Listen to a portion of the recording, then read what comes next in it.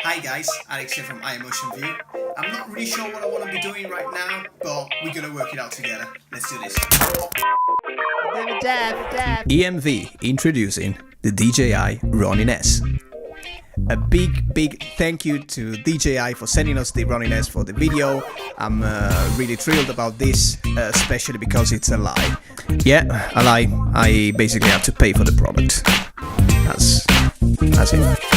I find myself quite comfortable with this product, so that's why I decided to go mainly for the DJI Ronin S. Another guy that's coming out really soon is called the Crane 3, but it's a bit more pricey, and I think for what I personally need is what I define as an overkill. So I've done some upgrade in my equipment.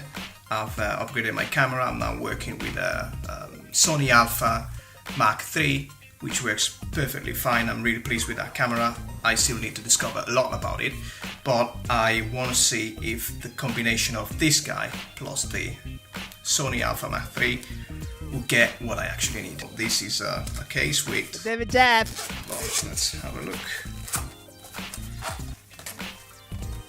Okay. So, as you can see, those are all cables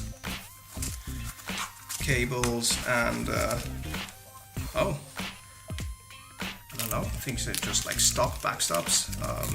I don't know, we found this out soon. I can't find any manual anyway. And then the device itself, I believe it's this one. Finding a way to get it out. So yeah, it took me a while to get it out, I don't know why. I had some sort of like wobbly hands. I think it's just because it's new. Anyway, this is how the product looks. It's quite robust, and we're gonna go into the details now. A quick recap of what we saw. Starting from the beginning, we saw the gimbal itself, which is basically this unit. This is the main gimbal with the 3 motor axis. We've got one there, one motor there, one motor at the back there, and then we've got this other one, the Gimbal 37 grip, which is the handle basically where you hold your gimbal. That goes together with the extended grip, or they also call it a tripod. It's quite handy because I've also got the Osmo Mobile 2, so I never know, you see, that I don't really see the point in buying a stand, so that's why I actually use this one now. And you know, one, it creates that extension that you might need, and the second thing, it gives you a really solid placement. That's the main camera plate. Below that I've got the riser.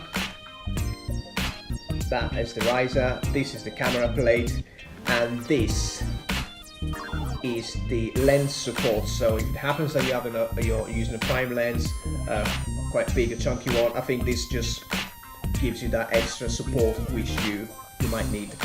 That's the gimbal. This is the B37 grip. If you lock that, you've got that plate coming up. You see that? And that is basically stopping this guy from moving around. Details. So again, I place this in place. That goes there, just like that. Make sure you lock this guy. You don't want to over tighten anything, but just make sure it's quite stiff. Obviously, again, we've got the same issue. You see, you don't want that to happen. That's why they've come out with this. I'm gonna screw this on just below there. Leave this guy. So guys, camera is fitted on the gimbal, so the gimbal is still switched off. Everything is charged. That's the battery level, so you can see that's really charged. So I've balanced it now, so even if it's switched off, so you want to make sure that is stable. If you turn it around, that should stay in place, and if you leave it like that, that should stay in position, right? So everything is quite done, pretty much done from that point of view. So I created something that might be useful. I basically named this one M1, which stands for Motor 1, M2, which is the one at the back, M3, which is that one. And what I did is that I took note of the position that I've got the this guy set to, so that is 2 centimeters from the front, and then I don't really care about the back. Did the same thing from this point of view, from the Moto 2, and same for Moto 3. And again that, so I've got that marked down, and that should basically speed up the process of having the camera on it. So now I'm going to switch this on by, that is on. You've got, and it's really, because I didn't find it straight away, very typical press and hold, and you add this floor 1. So guys, once you've got to the first floor, make sure you go to the DJI website, download the DJI Assistant, and that will be enabling you to run the update into the software installed in your Ronin S. Once you've got everything set up with your Ronin S, download the app on your phone, and you can basically start controlling the gimbal with your phone itself. This is another test to see how this camera works with low light. I know I'm testing the gimbal, but it just looks nice.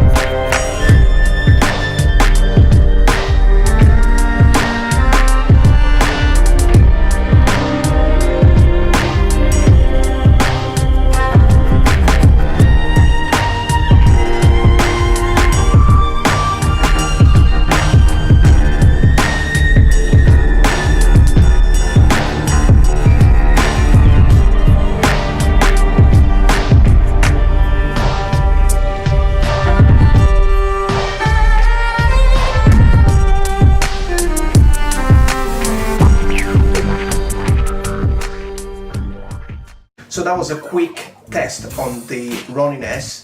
I have to say that you need to get some big guns to handle this guy, because it's quite heavy. And I mean, I did some quick test shots with a friend of mine, Chris, which was the guy that you saw in the first part of the video. And after an hour of, let's say, basically messing around with it, I could sort of feel it. There's just one thing to bear in mind. Apart from that, it's excellent. I just wanted to show you that straight out of the box, balancing it, having a camera on, this is what you capture. And I'm sure that there's a lot to mess around with the settings on the app itself. Whenever I get the update to make it work correctly with the Sony Alpha, things will be different. Stuff like focusing, using the wheel, that will obviously enhance everything. And that's it. So if you enjoyed the video, hit that like button. If you don't, make sure you subscribe if you like both. Okay. Make sure you subscribe to this channel to see the future evolution of this gimbal. And if you like the video, thumbs up, that'll be really appreciated. I don't know why I said really appreciated. Anyway, thanks for watching. Cheers, bye.